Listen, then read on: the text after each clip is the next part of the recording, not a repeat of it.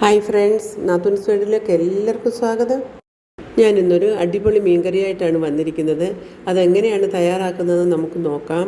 അതിനു മുമ്പേ എൻ്റെ ചാനൽ സബ്സ്ക്രൈബ് ചെയ്യാനും ലൈക്ക് ചെയ്യാനും ഷെയർ ചെയ്യാനും മറന്നു പോകരുത്.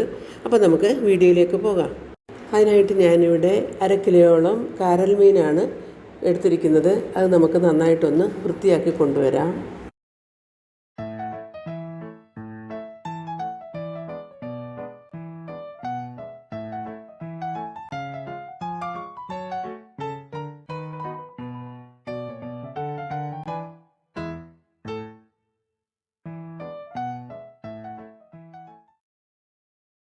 അതിനായിട്ട് ഞാനൊരു ചട്ടി അടുപ്പത്ത് വെച്ചിട്ടുണ്ട്. അതിലേക്ക് കുറച്ച് ഓയിൽ ഒഴിച്ച് കൊടുക്കാം.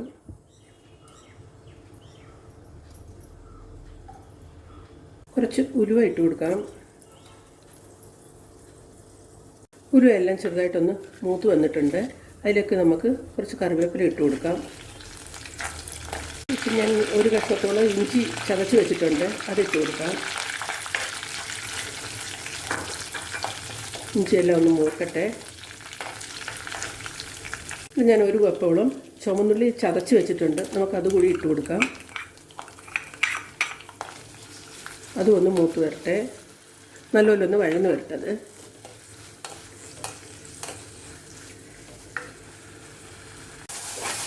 ചുവന്നുള്ളി ഏകദേശം എല്ലാം ഒന്ന് വഴന്ന് വന്നിട്ടുണ്ട്.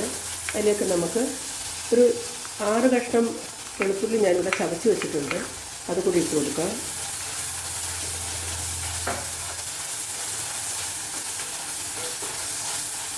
അതിലേക്ക് 2-3 പച്ചമുളക് ചതച്ച് വെച്ചിട്ടുണ്ട്, അതും കൂടി ഇട്ട് കൊടുക്കാം.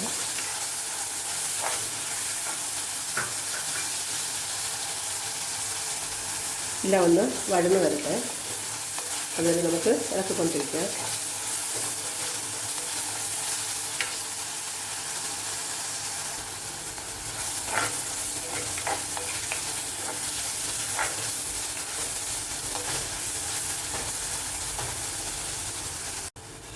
ഉള്ളിയെല്ലാം ഏകദേശം വഴന്ന് വന്നിട്ടുണ്ട്. ഇനി നമുക്ക് സ്റ്റൗ ഒന്ന് കുറച്ച് വെക്കാം. ഈ കുറച്ച് വെച്ചിട്ട് അതിലേക്ക് സ്വല്പം മഞ്ഞൾപ്പൊടി ഇടാം.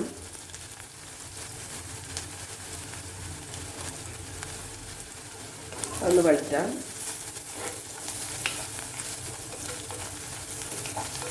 മഞ്ഞൾപ്പൊടി ഒന്ന് മൂത്ത് വരട്ടെ. മഞ്ഞൾപ്പൊടി എല്ലാം മൂത്ത് വന്നിട്ടുണ്ട്. അതിലേക്ക് നമുക്ക് 3 സ്പൂൺ മുളക് പൊടി ഇടാം. കാശ്മീരി ചില്ലി പൗഡറാണ്.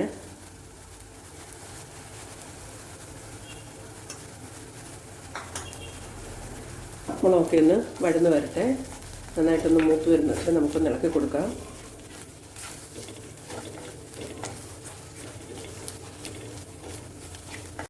മുളകെല്ലാം ഏകദേശം ഒന്ന് മൂത്ത് വന്നിട്ടുണ്ട്. അതിലേക്ക് ഞാൻ ഒരു ചെറിയ നെല്ലിക്ക വലിപ്പം പിഴുപുളി എടുത്ത് പിഴിഞ്ഞ് നീര് വെച്ചിട്ടുണ്ട്, അത് നമുക്കിതിലേക്ക് ഒഴിച്ചു കൊടുക്കാം.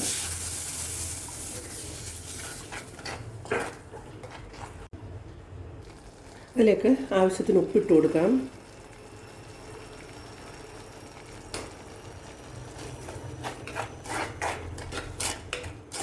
എണ്ണയെല്ലാം തെളിഞ്ഞ് വരുന്നവരെ നമുക്കിതൊന്ന് വഴറ്റി കൊടുക്കാം. എണ്ണയെല്ലാം തെളിഞ്ഞ് വന്നിട്ടുണ്ട്. നമുക്കിനി ആവശ്യത്തിന് വെള്ളം ഒഴിച്ചു കൊടുക്കാം.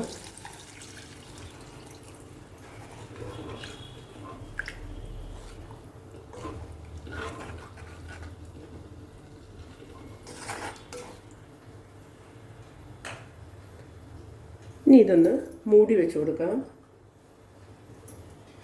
അരപ്പൊക്കെ ഒന്ന് തിളച്ച് എണ്ണയൊക്കെ ഒന്ന് തെളിഞ്ഞ് വരുന്ന രീതിയിലേക്ക് വരട്ടെ. അപ്പോൾ നമുക്ക് മീനിട്ട് കൊടുക്കാം. ഇപ്പം നമ്മുടെ ഗ്രേവിയെല്ലാം തിളച്ച് എല്ലാം വന്നിട്ടുണ്ട്.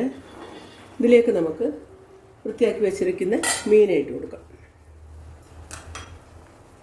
ഇത് 1/2 കിലോയോളം ഉണ്ട്. ഇതിലേക്ക് നമുക്ക് ഇട്ട് കൊടുക്കാം.